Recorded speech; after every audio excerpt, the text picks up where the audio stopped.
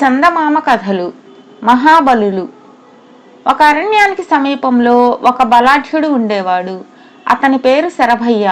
ఆ శరభయ్య ప్రపంచంలో తనను మించిన బలాఢ్యుడు ఎవరూ లేరు అనుకునేవాడు. ఎందుచేతనంటే అతను అడవికి వెళ్లి కట్టెలు కొట్టి మామూలు కట్టెల మోపుకు 10 మోపు కట్టి దాన్ని ఇంటికి తెచ్చి తన పెళ్ళాంతో, నేను కలియుగ భీముణ్ణే, చూడు ఎంత పెద్ద మోపు తెచ్చాను అనేవాడు. భీముడివా? నిజంగా భీముడు ఎదురైతే పారిపోవు? బలవంతుడివే, ఎవరు కాదంటారు? మహాబలుడు మాత్రం కాదు అనేది శరభయ్య భార్య దుర్గమ్మ. ఈ మాట వినగానే శరభయ్యకు కోపం వచ్చి, మాటలతో పనేమిటి, నాకన్నా బలంగల వాడిని చూపించు, అప్పుడు నమ్ముతాను అనేవాడు.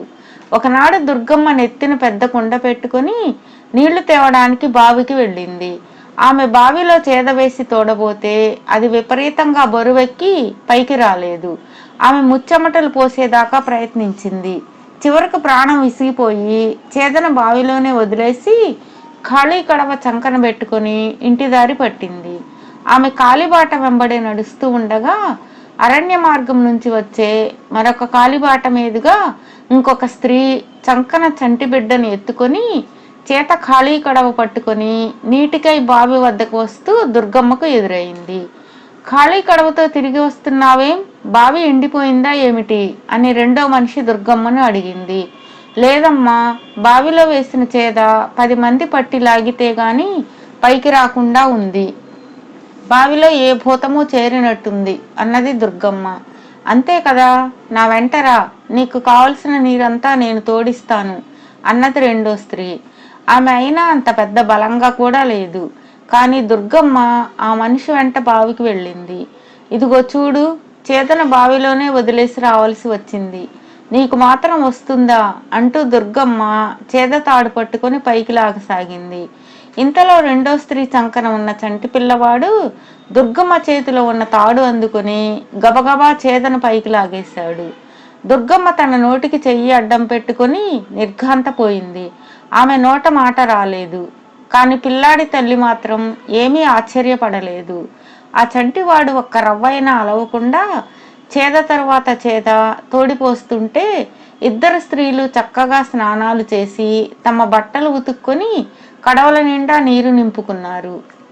ఇద్దరూ తిరిగి వచ్చేటప్పుడు దారులు చీలే చోట దుర్గమ్మ రెండో స్త్రీ యొక్క పూర్వోత్తరాలు తెలుసుకున్నది. ఈ దారినే పోతే మా ఇల్లు వస్తుంది, మా ఆయన పేరు అపరభీముడు అని చెప్పి రెండో స్త్రీ బిడ్డతో సహా వెళ్ళిపోయింది. దుర్గమ్మ ఇంటికి వస్తూనే భర్తకు జరిగిన సంగతంతా చెప్పింది. ఈ ప్రాంతాల అపరభీముడు అని చెప్పుకుంటూ ఇంకొకటి తిరుగుతున్నాడా, ఉండు వాడి పని పట్టిస్తా అన్నాడు శరభయ్య. నీకు పుణ్యం ఉంటుంది, వాడి జోలి పోకు, వాడు నిన్ను హతమారిస్తే నా పని ఏం కాను, వాడి పసి కొడుక్కే అంత బలం ఉంటే వాడికి ఇంకెంత బలం ఉండాలి అన్నది దుర్గమ్మ. శరభయ్య పెళ్ళాం మాట చెవికెక్కనీక రేపు పొద్దున్నే వాడింటికి వెళ్ళి వాడి పని చూస్తాను అన్నాడు రోషంగా. మర్నాడు అతడు భార్యను వెంటబెట్టుకుని తన విల్లంబులు కత్తి తీసుకొని బయలుదేరాడు. అయితే అపరభీముడి సంగతి తేల్చుకునే ముందు బావి సంగతి తెలుసుకుందామనిపించి మొదట బావి దగ్గరికే వెళ్ళాడు. సరిగ్గా అదే సమయానికి అపరభీముడి భార్య కూడా అక్కడికి వచ్చింది. శరభయ్య చేదలాక్కుని బావిలో వేసి నీటిలో ముంచి, ఈ ముష్టి చేద లాగటానికి 10 మంది కావాలిట అంటూ చేదను తోడబోయాడు. మూలిగి ముక్కి పళ్ళ బిగువన చేదను కొద్దిగా నీటిపైకి లాగాడు. మరుక్షణం శరభయ్యను చేద బావిలోకి ఇడ్చింది.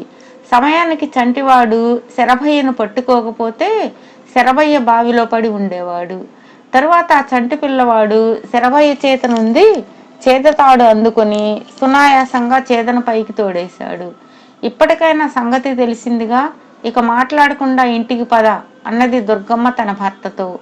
ఇందులో ఏదో గారడి కనుకట్టు ఉన్నాయి, నేను అపరభీముణ్ణి కలుసుకు తీరాల్సిందే అన్నాడు శరభయ్య. నీ రాత నేను తప్పించగలనా, నేను మాత్రం నీ వెంట రాను అంటూ దుర్గమ్మ నీళ్లు తీసుకొని ఇంటి దారి పట్టింది. రెండో స్త్రీ శరభయ్యతో, నా మాట విని నువ్వు కూడా ఇంటికి పో, నా మొగుడి కళ్ళబడటం అంత మంచిది కాదు అన్నది. కాని శరభయ్య మొండికెత్తి ఆమె వెనకనే వాళ్ళ ఇంటి దాకా వెళ్ళాడు. నా మొగుడు ఆహారం వేటాడబోయాడు, తడవకొక ఏనుగును తినేస్తాడు, అందుచేత నువ్వు ఎక్కడైనా దాక్కుని చాటు నుంచి ఆయన చూడు, ఎదుట పడ్డావో నిన్ను అవలీలగా విరుచుకొని తింటాడు అన్నది అపర భీముడి భార్య. ఆమె శరభయ్యను నిలువెత్తు కడలోకి దింపింది. అందులో శరభయ్య మునివేళ్ల మీద నిలబడితే గాని బయట జరిగేది కనబడదు. సాయంకాలం అవుతూ ఉండగా పెద్ద సుడిగాలి వీచింది. అపర భీముడు తన ఇంటి ఆవరణలోకి వచ్చి ఏనుగును వండావుటే అని కేక పెట్టాడు. ఆ కేకకు అన్ని వస్తువులు దద్దరిల్లాయి. శరభయ్య దాగి ఉన్న కడవ కూడా కంపించింది. శరభయ్యకు వణుకు పుట్టుకొచ్చింది. తనకన్నా మహాబలుడు ఒకడున్నాడని అతనికి ఇప్పుడు స్పష్టంగా తెలిసిపోయింది. నీ ఏనుగు సిద్ధంగా ఉంది, వచ్చి తిను అని అపరభీముడి భార్య చెప్పింది. కొంచెం ఉండు, ఎక్కడి నుంచో మనిషి వాసన కొడుతున్నది, మనిషిని తిని చాలా రోజులైంది అంటూ అపరభీముడు తన ఇంటి చుట్టూ ఉండే అడవంతా గాలించటం మొదలుపెట్టాడు. తన భర్త దూరం వెళ్ళగానే అతని భార్య శరభయ్య దాక్కున్న చోటికి వచ్చి, నా భర్త వచ్చి తిండి తిని నిద్రపోతాడు, అప్పుడు నేను దీపాన్ని కిటికీలో ఉంచుతాను, నువ్వు పారిపోవడానికి అదే గుర్తు, మళ్ళీ ఈ ఇంటి ఛాయలకు ఎప్పుడూ రాకు అని హెచ్చరించింది. రాను తల్లి రాను, నాకు బుద్ధి వచ్చింది అన్నాడు శరభయ్య. ఒక రాత్రి వేళ శరభయ్యకు కిటికీలో దీపం కనిపించింది. అతను మెల్లగా కడవలో నుంచి బయటకు వచ్చి వేగంగా నడిచి వెళ్ళిపోసాగాడు. అతను కొద్ది దూరం వెళ్ళాడో లేదో పెద్ద సుడిగాలి లేచింది. మనిషి వాసన, మనిషి వాసన అన్న మాటలు వినిపించాయి. అపరభీముడు గొంతు శరభయ్య గుర్తించి కాలిసత్తువు కొద్దీ పరిగెత్తసాగాడు. శరభయ్య ఎంతసేపు పరిగెత్తినా అపరభీముడు వెంటపడి తరుముతూనే ఉన్నాడు. సుడిగాలి వీస్తూనే ఉంది. శరభయ్య కాలిసత్తువు కొద్దీ ఉడిగిపోయినా గాలితోపుకు అతను ముందుకు పోతున్నాడు.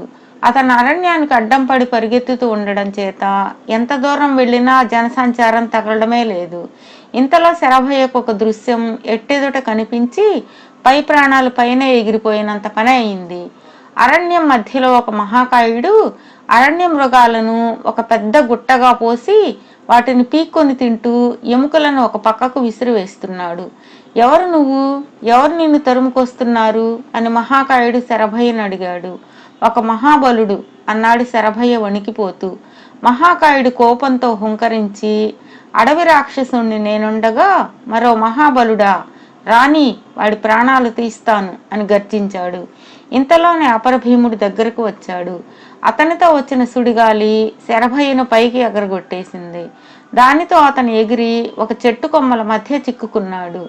అక్కడి నుంచి అతను అతి దారుణమైన మహాబలుల యుద్ధం కళ్ళారా చూశాడు. ఇద్దరు మహాబలులు కొంచెం సేపు ఒకరికొకరు ఎదురుగా నిలబడి చూసుకుని తర్వాత కలియబడ్డారు.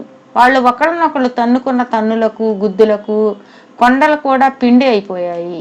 తెల్లవారిందాక ఇద్దరు మహాబలులు ఇలాగే యుద్ధం చేసుకున్నాక కూడబలుక్కున్నట్టు ఇద్దరు ఆకాశంలోకి ఎగిరి మబ్బుల చాటుకు వెళ్ళిపోయారు. కానీ అప్పటికీ వాళ్ళ గర్జనలు తన్నులు శరభయ్యకు వినిపిస్తూనే ఉన్నాయి. వారిలో ఎవరు గెలుస్తారో చూద్దామని శరభయ్య ఎంతోసేపు చూశాడు గాని వాళ్ళు తిరిగి భూలోకానికి రానేలేదు. చివరకు అతను చెట్టు దిగి దారి వెతుక్కుంటూ ఇంటికి చేరుకున్నాడు. అటు తర్వాత శరభయ్య ఎన్నడూ తన బలం గురించి భార్యతో గాని ఇతరులతో గాని గొప్పలు చెప్పుకోనే లేదు. ఆ ప్రాంతాల వాళ్ళు మబ్బులు ఉరిమినప్పుడల్లా మహాబలులు ఇంకా యుద్ధం చేస్తూనే ఉన్నారు అనుకుంటూ ఉంటారు.